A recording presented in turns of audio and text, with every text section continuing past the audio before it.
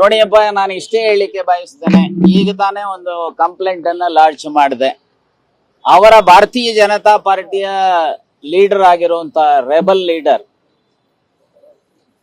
ಬಸವನಗೌಡ ಯತ್ನಾಳ್ರವರು ಅವರ ನಿನ್ನೆ ತಾನೇ ಹೇಳಿದ್ದಾರೆ, 1,000 ಕೋಟಿ ಹಣವನ್ನ ಭಾರತೀಯ ಜನತಾ ಪಾರ್ಟಿಯ ನಾಯಕರು ಕಲೆಕ್ಟ್ ಮಾಡಿ ಇಟ್ಕೊಂಡಿದ್ದಾರೆ. ಈ ಸರ್ಕಾರವನ್ನ ಟ್ಯಾಪಲ್ ಮಾಡಿ ಬಿಜೆಪಿಯ ಸರ್ಕಾರ ತಂದು ಮುಖ್ಯಮಂತ್ರಿ ಆಗಬೇಕು ಅಂತ ಹೇಳಿ.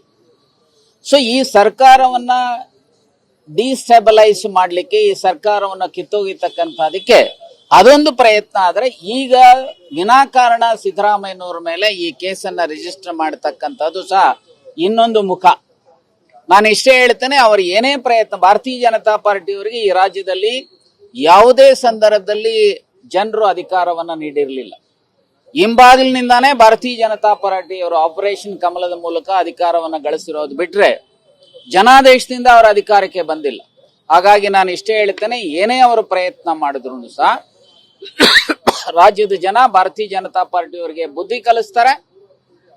5 ವರ್ಷಗಳ ಕಾಲ ನಮ್ಮ ಪಕ್ಷ ರಾಜ್ಯದಲ್ಲಿ ಅಧಿಕಾರದಲ್ಲಿರುತ್ತೆ. ಬರುವಂತ 5 ವರ್ಷಗಳ ನಂತರ ನಮ್ಮ ಜನಪರವಾದಂತಹ ಕಾಳಜಿಯನ್ನ ಜನತೆ ಗಮನಿಸಿ ಸೊ ನಮಗೆ ಮತ್ತೆ ಆಶೀರ್ವಾದ ಮಾಡ್ತಾರೆ ಅನ್ನುವಂಥ ವಿಶ್ವಾಸ ನನಗಿದೆ.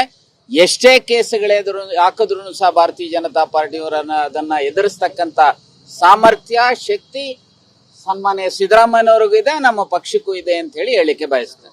ನೆಕ್ಸ್ಟ್ ಮುಂದೆ ಏನು ಅಂತ ಹೇಳಿ ECIR ದಾಖಲು ಮಾಡ್ಕೊಂಡವ್ರು ಇಡಿ ಅವರೇನಾದ್ರು ನೋಟಿಸ್ ಕೊಟ್ಟು ವಿಚಾರಣೆ ಕರೆಯೋದು? ನೋಡಿ, ಈಗ ಈ ಹಂತದಲ್ಲಿ ಅದರ ಬಗ್ಗೆ ನಾವು ಮಾತನಾಡುವಂಥದ್ದು ಅಷ್ಟೊಂದು ಸಮಂಜಸ ಅಲ್ಲ. I being A lawyer and A farmer member of parliament, so ನಾಳೆ ಏನಾಗ್ಬೋದು ಅಂತ ಊಹಿಸ್ಕೊಳ್ಳಿಕ್ ಸಾಧ್ಯತೆ ಇಲ್ಲ.